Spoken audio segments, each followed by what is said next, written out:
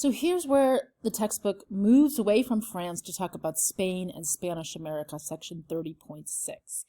And we haven't focused a lot on France for a number of reasons. The main one is that French art was the most prestigious art at the time. In the late 18th century through the 19th century, the French Academy is going to be the most respected institution for training artists, and French artists are really going to be the ones that set the tone, that make sort of the most innovative artworks that create international followings.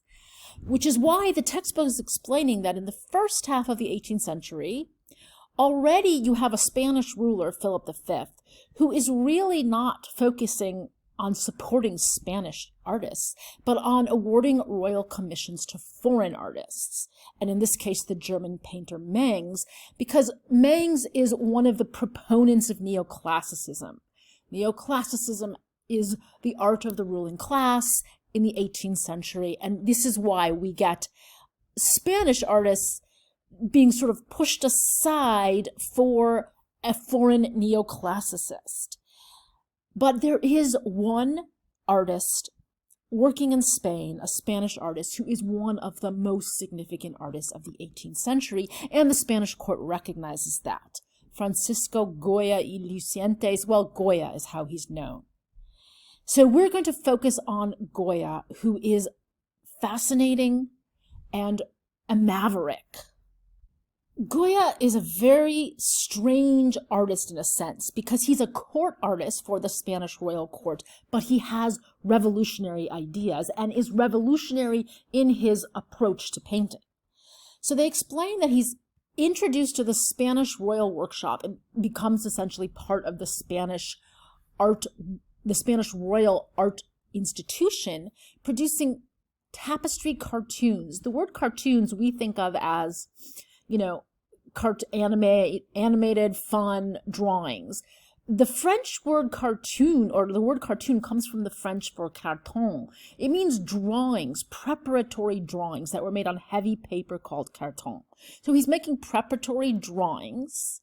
He's making them under the direction of Mengs, and he's going to evolve into being an important court painter, and really one well known for his portraits. If for fun you look up on Google Goya portraits, you'll see that he did plenty of portraits of royal and aristocratic wealthy patrons. He also made some very powerful self-portraits. In a way, he reminds one of Rembrandt, where he knows how to flatter the ruling class patrons, how to make them interesting, believable, idealized, yet just real enough to be a convincing portrait. And yet you feel something deeper going on in his self-portraits. Well, he does have something deeper going on. He is increasingly becoming a social critic. The textbook authors note that the King Charles IV of Spain responds to the French Revolution with a kind of clamping down on dissent. He reinstitutes the Inquisition, halts reforms, even bans French books with their terrible liberal ideas.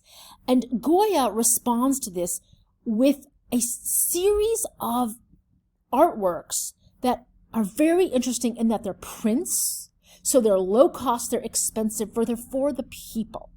These are not for the royals. And they are actually meant to be a kind of critique of society and to push people out of complacency.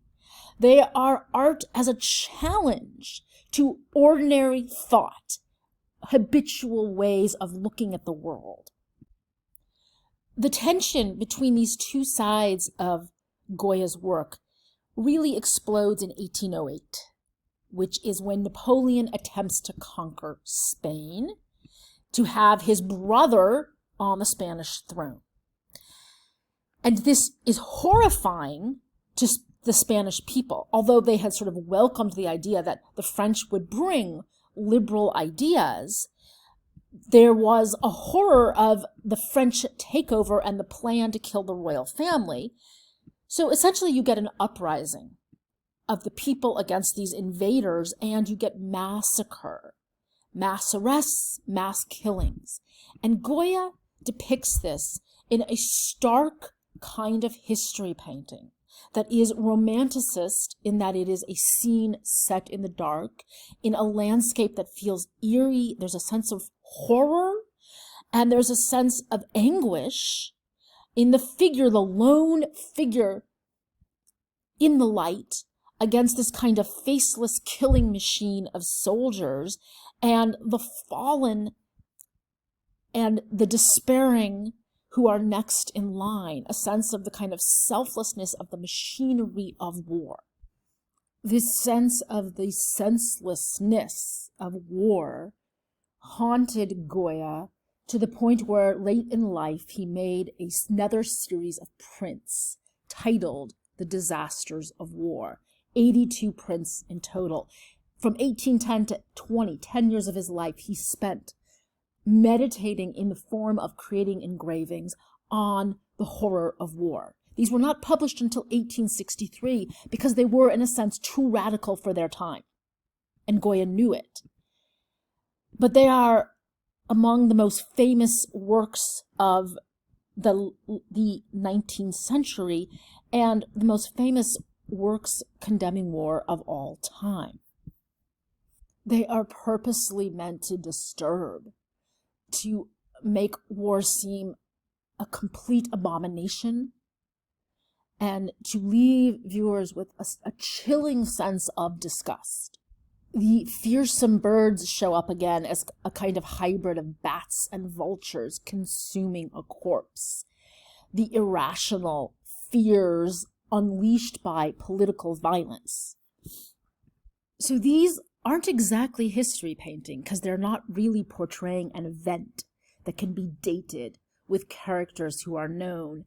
They're a kind of anti-history painting.